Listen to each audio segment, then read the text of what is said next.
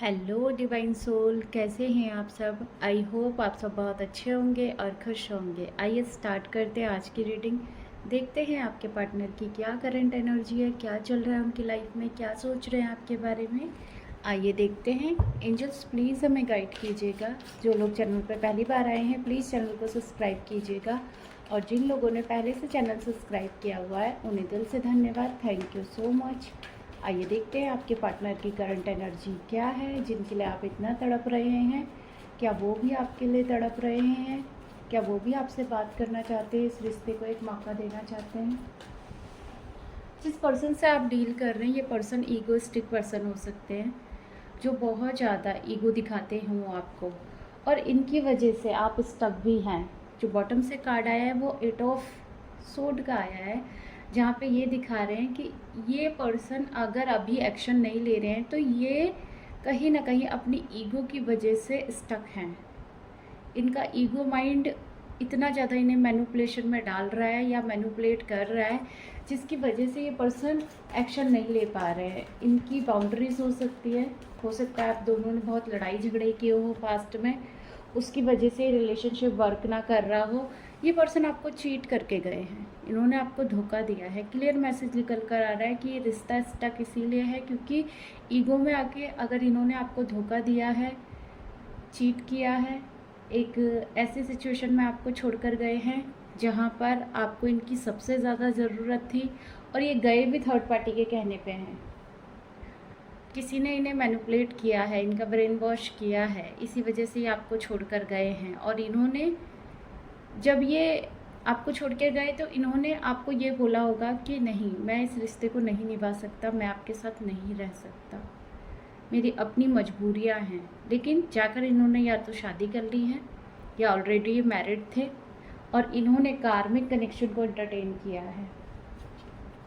देखिए, ये पर्सन आपका कार्मिक भी हो सकता है, जो आपको बहुत ज़्यादा डिसरिस्पेक्ट देता हो, जो सोसाइटी को इम्पोर्टेंस देता हो लेकिन आपको नहीं देता हो।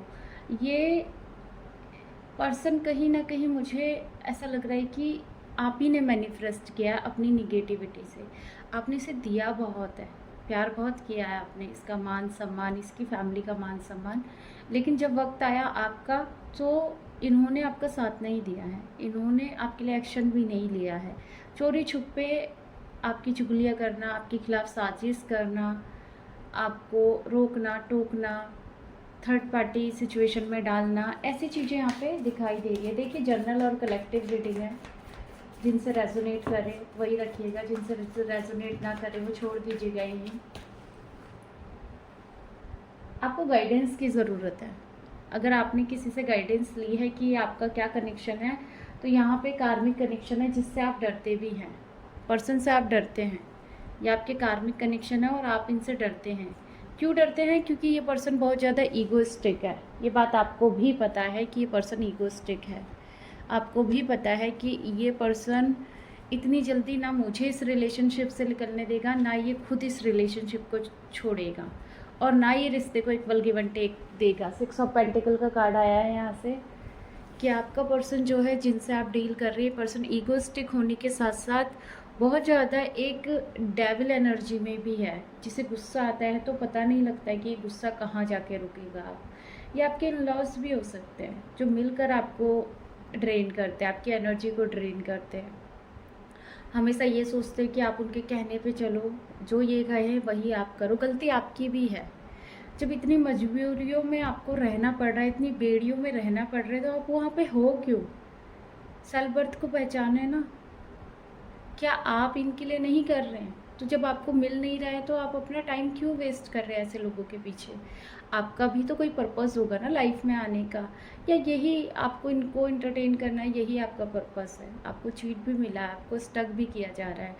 ये कनेक्शन आपको कहीं ना कहीं दिन रात दर्द दे रहा है, और आप अपनी ही इनर इंट्यूशन की नहीं सुन रहे हैं। आप डरे हुए हैं इस पर्सन से क्योंकि इसका ईगो बहुत है। ये आपके मस्कुलिन भी हो सकते हैं, जिनके अंदर बहुत ज़्यादा ईगोस्टिक नेचर के कारण इस रिश्ते में कहीं ना कहीं दूरियां आई हैं। आइए हम क्लैरिफाई करेंगे इन कार्डों को।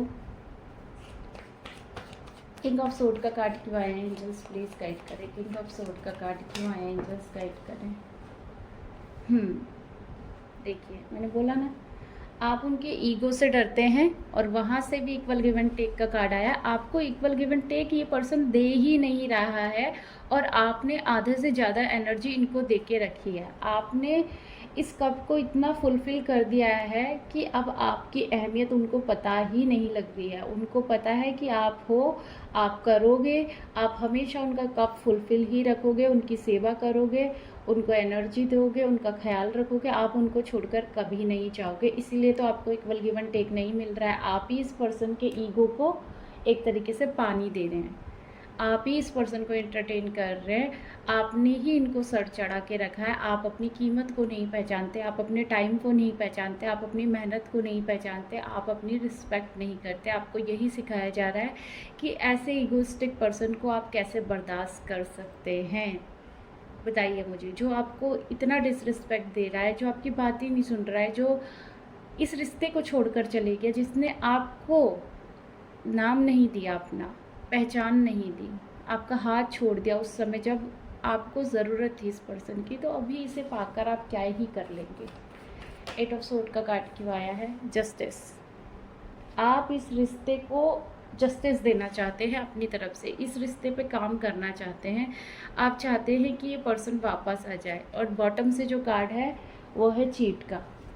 अगर ये पर्सन वापस आए, आप अभी भी सोच रहे हैं कि इस पर्सन को आप माफ़ कर देंगे। इन्होंने कितना भी चीट किया हो, इस पर्सन ने आपको कितना भी स्टक किया हो, कितना भी धोखा दे के गए हों, लेकिन आज भी आप जस्टिस मैनिफेस्ट कर रहे हैं। लेकिन आपकी तरफ से जस्टिस है, उनकी तरफ से कर्मा है।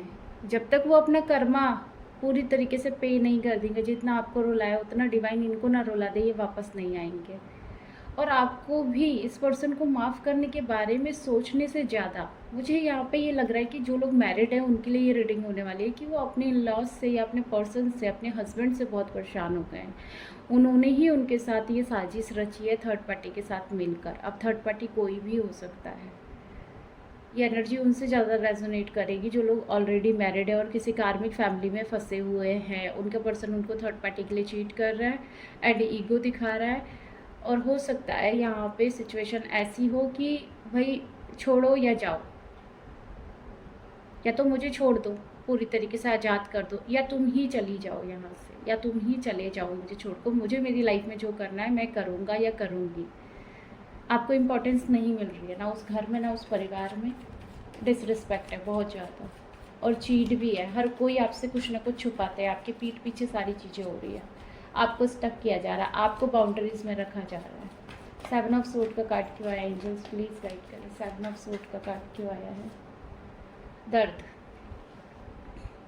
इस चीट और इस धोखे से आपको दर्द मिला है और आप चाहते हैं कि आपके पर्सन इमोशनली अपना प्यार आपके साथ शेयर करे, लेकिन ये प्यार आपको बहुत टाइम से मिल नहीं रहा है, किसी और की वजह से, किसी धोखे की वजह से, किसी चीट की वजह से। क्योंकि ये पर्सन हमेशा आपसे रन करता रहता है, किसी और को अटेंशन देता है।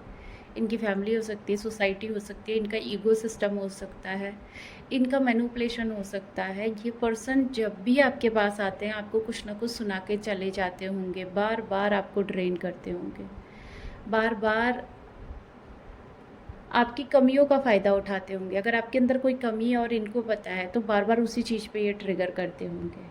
और आप चाहते हैं कि कनेक्शन अच्छा हो जाए। मैं जितने एफ़र्ट्स डाल रही हूँ, मेरा पर्सन मुझे आके शेयर करे कि तुम अच्छी हो, तुम इतना करती हो, लेकिन आपको वहाँ से कुछ भी नहीं मिल रहा है, कुछ भी नहीं, दर्द के अलावा, एक डार्क नाइट ऑफ सोल के अलावा। बार बार आपके पीठ पीछे कहते हैं ना कि एक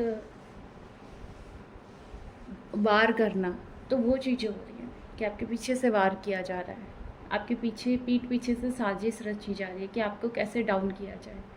अगर आप थोड़ा बहुत मेहनत करके आगे भी बढ़ते तो फिर आपको पीछे खींच लिया जाता है और आपकी जो ड्रीम है वो ही आप फुलफ़िल नहीं कर पा रहे हैं। 6 ऑफ सोर्ड का कार्ड क्यों आया है? एंजल्स प्लीज़ गाइड करें। 6 ऑफ सोर्ड का कार्ड क्यों आया है? एक कार्ड नीचे गिर गया है।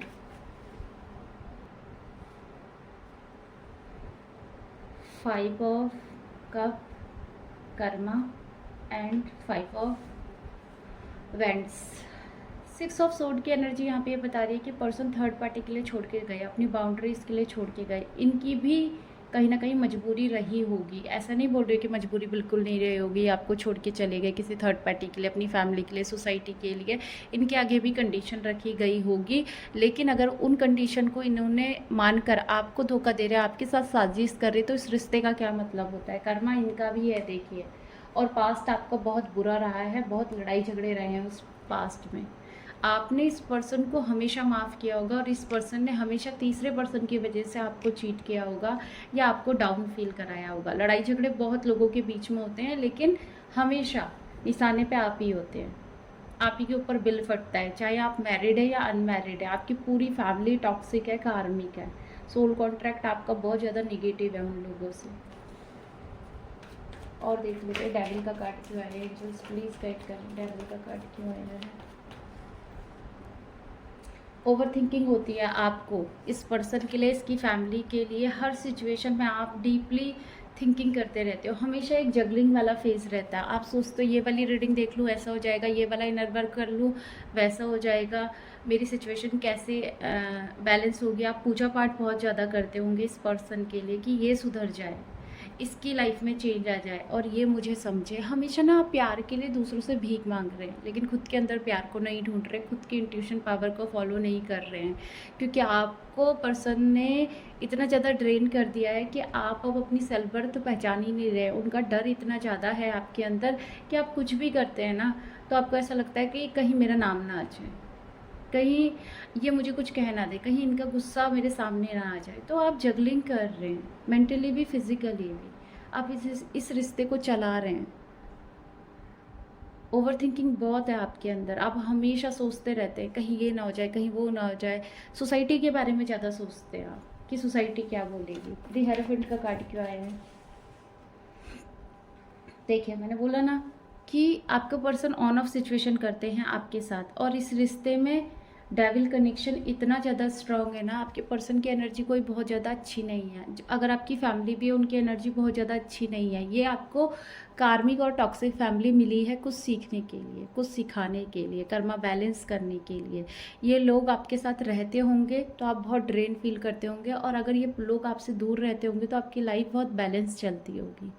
या फिर आप अकेले रहते होंगे तो आपको ऐसा लगता होगा कि ठीक है मैं अपनी लाइफ अपने तरीके से जीती हूँ, और ये लोग जब आपके पास आते होंगे तो आपकी लाइफ में आपको बहुत ट्रिगर मिलना स्टार्ट हो जाते होंगे। अगर आपको नहीं पता है तो इस रीडिंग के बाद आप महसूस कीजिएगा, जो भी कार्मिक है आपके आसपास जब ये आपसे दूर रहते हैं तो आपकी एनर्जी पॉजिटिव रहती होगी, और लेकिन जैसे ही पास आते तो आप बहुत ज़्यादा ओवर थिंकिंग करने लगते, बहुत ज़्यादा जगलिंग हो जाती है, या बहुत ज़्यादा लड़ाई झगड़े बढ़ जाते हैं। तो ये सिचुएशन हमेशा रहती होगी आपके साथ, क्योंकि ये डेविल कनेक्शन है, ये कार्मिक हैं आपके। 9 ऑफ वैंड्स का कार्ड क्यों आया। एंजल्स प्लीज गाइड करें, 9 ऑफ वैंड्स का कार्ड क्यों आया है। गाइड करें एंजल्स, 9 ऑफ वैंड्स का कार्ड क्यों आया है।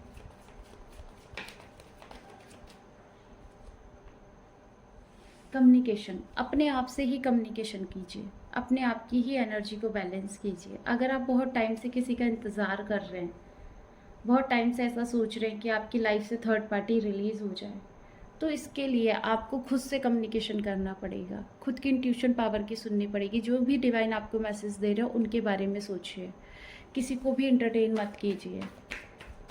एम्परर का कार्ड क्यों आया है। यहाँ पे कार्ड गिर गए फिर से। एम्परर का कार्ड शो कर रहा है 10 ऑफ वेंट्स को। ये पर्सन ईगोइस्टिक बना है अपनी फैमिली की वजह से, रिस्पॉन्सिबिलिटी की वजह से, बोझ की वजह से। ये नहीं करना चाहते हैं ऐसा कुछ, लेकिन एक कहते हैं ना कि फैमिली का जंक डीएनए होता है, हो सकता है इनके घर के बड़े बहुत ईगोइस्टिक हो और वही बच्चे में आ गया हो। तो आपके पर्सन डरते भी हैं, ईगोइस्टिक भी हैं। ये क्या है, बाहर से नारियल, जैसे नारियल नहीं होता सख्त वैसी, और अंदर से सॉफ्ट, ऐसी कुछ एनर्जी होगी इनकी। फैमिली की वजह से है ये सब कुछ।